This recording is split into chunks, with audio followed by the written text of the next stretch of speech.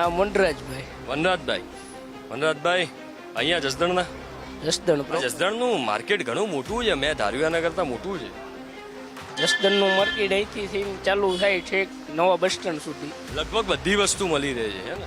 હા, એ ટોટલી વસ્તુ મળી જાય તમે માંગો એ.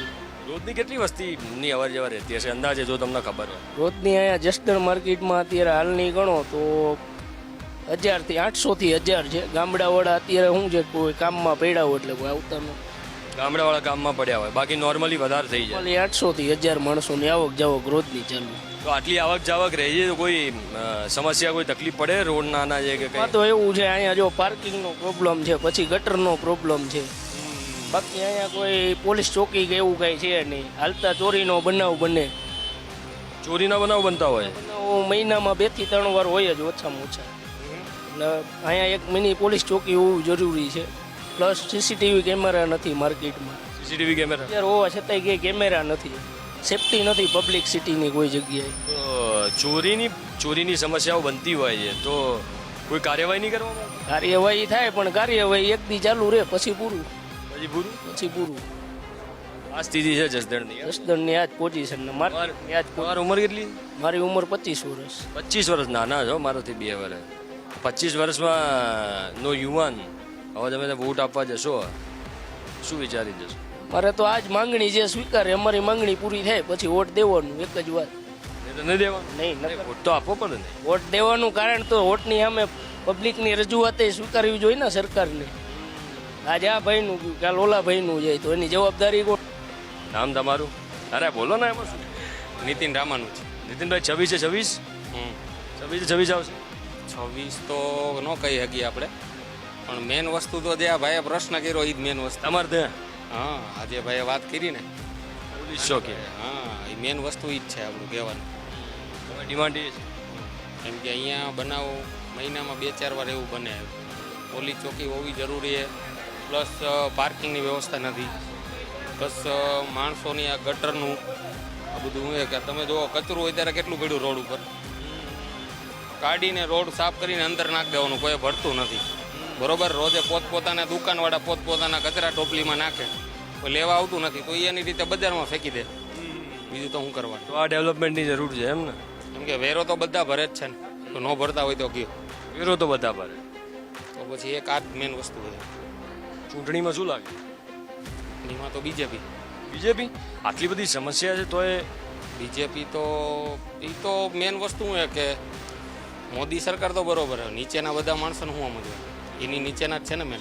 સરકાર તો સારું કામ કરે પણ એની નીચેના ત્યાં તકલીફ પડે. સરકાર તો બરોબર જ કામ કરે. રજૂઆતો કરીએ કે ઘણી વાર કમ્પ્લેનો કરેલી પણ નો કામ કરે તો શું કરવા?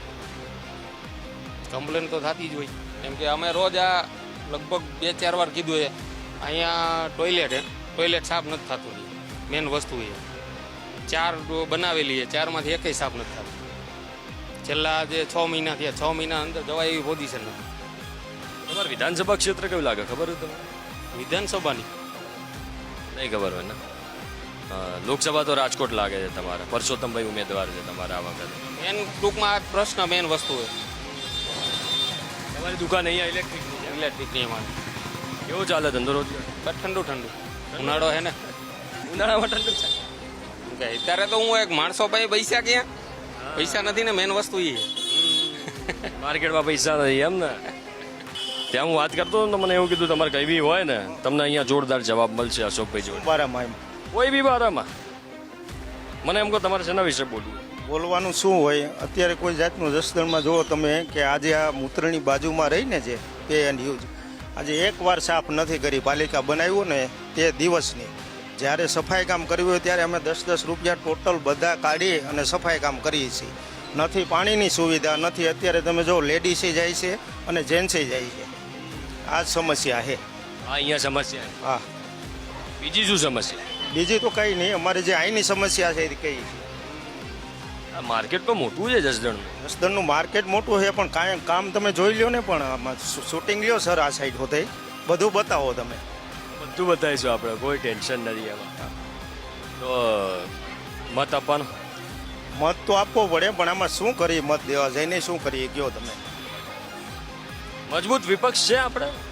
મજબૂત વિપક્ષ તો મજબૂત કહેવાય પણ મત દેવો તો મજબૂત વિપક્ષ છે આપણે અત્યારે કોંગ્રેસ આપ અત્યારે મજબૂત તો કાંઈ ન કહેવાય ને હવે 156માં 56 182માં 56 દઈ દીધી છે એટલે એમાં શું મજબૂત રહ્યો ને એમાં 5-7 તો તૂટી ગયા છે એ પાછા એમાં ને એમાં ભાજપ અને એમાં પાછા વી ગયા છે તો આમાં શું મજબૂત કહેવાય વિપક્ષ થોડોક મજબૂત હોવો જરૂરી છે તો બરાબર તો લોકશાહી તો લોકશાહી આ હાચી વખતે શું છે 26 ના એ વિશે હું કાંઈ ન કહી શકું ઓછી થશે 26 માંથી કદાચ 1-2-4 ઓછી થાય તો થાય એવું દેખાય છે અત્યારે બે ચાર ઓછો થાય તો જે 2 વર્ષથી 2 ટર્મથી કન્ટિન્યુ આવે છે એ રેકોર્ડ તૂટી જાય Hat-trick ના? નહીં થોડી છે ને આમાં વિપક્ષ જરૂરી છે વિપક્ષ જરૂરી હા વિપક્ષ જરૂરી. જરૂરી છે વિપક્ષ હોવો જોઈએ ને વિપક્ષ તો જરૂરી જોઈએ ને એમ વિપક્ષ જરૂરી છે ને પણ છે આપણે પણ હવે તો અમારે મથી છે આવે તો વિપક્ષ એના માટે વિપક્ષ આવે એના માટે મથો જ. તો એવું જ કરવું પડશે ને હવે તો પછી એકને એક સરકાર પર ધ્યાન ન દે ને વધારે